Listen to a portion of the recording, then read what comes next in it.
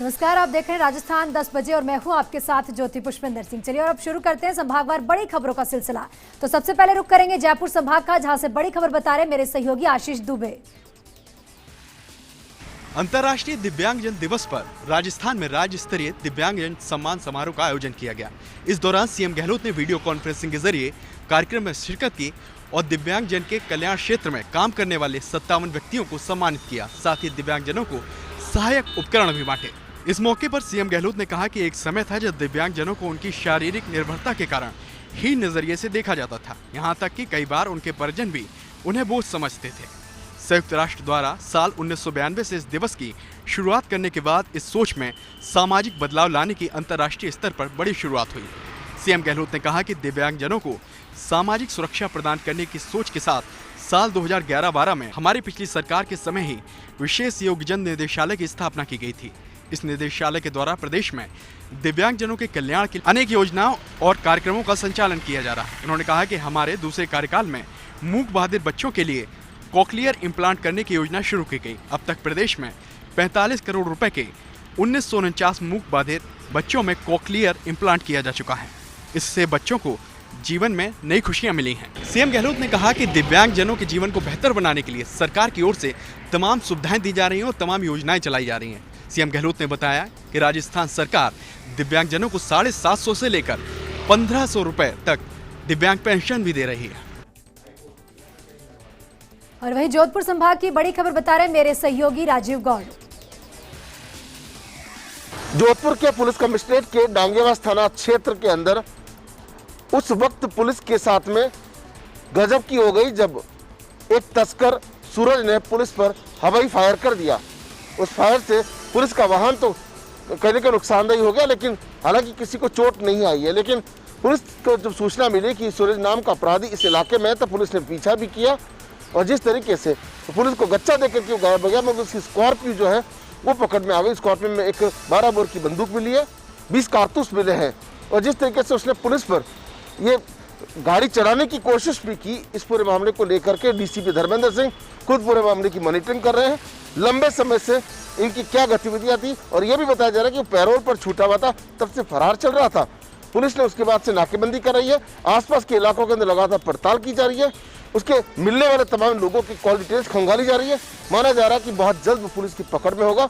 उसके बाद पूछताछ में पता लगेगा कि उसकी गैंग में कौन कौन है, आखिर हथियार कहां से आए और किस तरीके के ये लोग कामकाज करते हैं, इसके पीछे पूरी गैंग क्या है।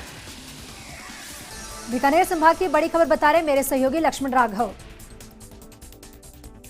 बीकानेर के नोखा थाना इलाके में आज एक फॉर्च्यूनर कार पर एक बदमाश ने फायरिंग कर डाली। दरअसल बताया जा रहा है कि पहले भी एक बार इस बदमाश ने हमले का प्रयास किया था। इस कार में दंपति सवार थे। जेठाराम दर्क नाम के व्यक्ति और उसकी पत्नी पर फायरिंग हुई। सूचना पर पुलिस मौके पर पहुंची और फॉर्च्यूनर कार को भी थाने ले जाया गया। वहीं एडिशनल एसपी सुनील कुमार भी नोखा थाने पहुंच गए। उन्होंने फर्स्ट इंडिया न्यूज से बातचीत में कहा कि टीम गठित कर दी गई है, एफआईआर भी नामजद है, जल्द ही हम आरोपी को गिरफ्तार कर लेंगे। निश्चित तौर पर बीकानेर में एक और फायरिंग की घटना से लेकर व्यापारियों में भी थोड़ा आक्रोश है और व्यापारियों ने भी चेतावनी दी है कि जल्द इस आरोपी की गिरफ्तारी हो। अब रुक करेंगे अजमेर संभाग का, जहां से बड़ी खबर बता रहे मेरे सहयोगी यूनुस खान।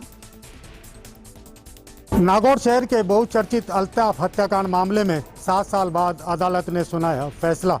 मामले से जुड़े 6 आरोपियों को संदेह का लाभ देते हुए किया बरी। नागौर शहर के बहुचर्चित अल्ताफ हत्याकांड मामले में एडीजे कोर्ट संख्या 2 ने अपना अहम फैसला सुनाते हुए 6 आरोपियों को संदेह का लाभ देते हुए बरी कर दिया।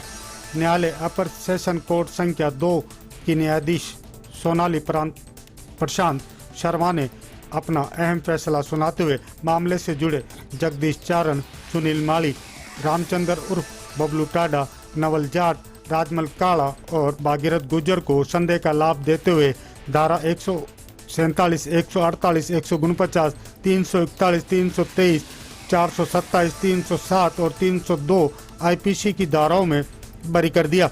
न्यायालय ने भागीरथ गुज्जर को 3/25 आर्म्स एक्ट की धारा के तहत 3 साल की सजा सुनाई गई है। आपको बता देते हैं कि कोतवाली थाना इलाके में 8 अक्टूबर 13 को वाटरवर्क चौराहे के पास फायरिंग के दौरान अल्ताफ नाम के युवक की मौत हो गई थी। उस वक्त रामूराम, पोकर, इमरान, गौतम जाट, उस्मान, दिनेश शांगवा उसके साथ थे।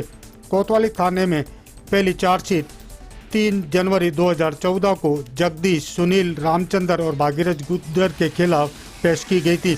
वहीं दूसरी चार्जशीट 27 सितंबर 2015 को नवल किशोर, राजमल काला के खिलाफ पेश की गई थी। इस मामले में एक आरोपी सुभाष बिश्नोई वर्तमान में फरार चल रहा है, जिसका ट्रायल होना अभी बाकी है। न्यायालय में सभी आरोपियों को 10,000 रुपए के निजी मुचलके पर जमानत दे दी। कोर्ट ने एक आरोपी भागीरथ गुर्जर को 3/25 आर्म्स एक्ट के तहत 3 साल की सजा सुनाई गई है। अल्ताफ हत्याकांड मामले में परिजनों और उनके मामले से जुड़े लोगों ने नागौर कलेक्ट्रेट और एसपी कार्यालय पर कई बार विरोध प्रदर्शन भी किया। पुलिस का कमजोर पक्ष होने का फायदा आरोपियों को न्यायालय में मिला, जिससे संदेह का लाभ देते हुए उन्हें बरी कर दिया। और वही कोटा संभाग की बड़ी खबर बता रहे हैं मेरे सहयोगी भंवर चारण। देश की राजधानी दिल्ली में हो रहे किसान प्रदर्शनों की आग और इस आग की आंच कोटा तक भी पहुंच गई लगती है। कोटा में आज विभिन्न किसान संगठनों ने संयुक्त रूप से मोर्चा निकाला और सड़कों पर उतरकर जोरदार विरोध प्रदर्शन करते हुए केंद्र की तरफ से हाल में पारित कृषि अध्यादेशों को काला कानून करार देते हुए इसे वापस लेने की मांग रखी। किसान संगठनों ने पहले कोटा के शहीद स्मारक पर एकत्रित होने के बाद यहाँ पर सभा की और बाद में कारों, जीपों और ट्रैक्टर ट्रॉलियों के साथ ही पैदल काफिले के साथ मार्च करते हुए नयापुरा सर्किल से कलेक्ट्रेट तक का फासला तय किया। कलेक्ट्रेट पर किसानों ने पुतले फूंककर अपने आक्रोश का इजहार किया और बाद में कलेक्ट्रेट गेट पर ही किसानों ने एक आम सभा भी की। हालांकि किसानों का ये पूरा का पूरा मार्च और प्रदर्शन शांतिपूर्ण ढंग से संपन्न हुआ, लेकिन पूरे मार्च के दौरान भारी तादाद में पुलिस जाब्ता भी मौके पर तैनात रहा। प्रदर्शन के दौरान एक देखने वाली बात यह रही कि किसानों में एक बड़ी तादाद सिख समुदाय से जुड़े किसानों की देखने को मिली। प्रदर्शन के बाद फर्स्ट इंडिया से बात करते हुए किसान नेता दुलीचंद बोरदा ने कहा कि अब हम गांव-गांव में कॉर्पोरेट घरानों के पुतलों को फूकेंगे और इसके बाद एक बैठक करके तय करेंगे कि हाड़ौती के किसानों को दिल्ली मार्च कब और कैसे करना है। अब बात करेंगे उदयपुर संभाग की, जहां से बड़ी खबर बता रहे हैं मेरे सहयोगी अनुपम दीक्षित।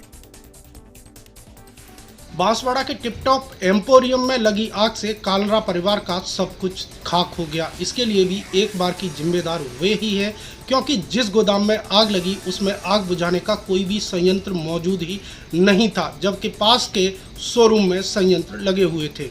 बांसवाड़ा शहर के सिंधी कॉलोनी स्थित टिपटॉप एम्पोरियम के गोदाम में आज दोपहर करीब 12 बजे के आसपास आग लग गई। आग किस कारण से लगी अभी तक खुलासा नहीं हुआ है। कुछ लोग दीपक से आग लगने की बात कर रहे हैं तो कुछ लोग शॉर्ट सर्किट से। हालांकि संचालकों का कहना है, क्योंकि संचालक रमेश कालरा है, उनका दावा है कि शॉर्ट सर्किट के कारण आग लगी। इस शोरूम में जूते, चप्पल, कपड़े, प्लास्टिक का सामान और सरकारी व प्राइवेट स्कूलों की ड्रेस थी, जो कि इन नंबर ऑफ 1000 यानी हजारों की संख्या में मौजूद थी। ऐसे में ड्रेस के साथ आने वाले जूते, प्लास्टिक के टिफिन व अन्य सामान भी था। एक बार अगर आग पकड़ ली तो उसके बाद आग पर काबू नहीं पाया जा सका। लगभग 3 घंटे की मशक्कत के बाद 3 दमकल ने 10 से 12 गाड़ी फायर का इस्तेमाल करके आग पर काबू पाया और काबू पाने से पहले गोदाम के दोनों हिस्से तोड़ने पड़े। स्थिति यह थी कि आग से इतना जहरीला धुआं निकल रहा था कि आसपास के लोग अपनी दुकानें बंद करके भाग गए, तो रिहायशी मकानों में लोग या तो घरों के अंदर कैद हो गए या फिर अपने घरों पर ताला लगा करके इधर उधर चले गए। दमकल कर्मियों को भी सांस लेने में अच्छी खासी तकलीफ हुई और जहरीला धुआं बाजार में लगभग 100 मीटर के दायरे में पूरी तरह फैल गया।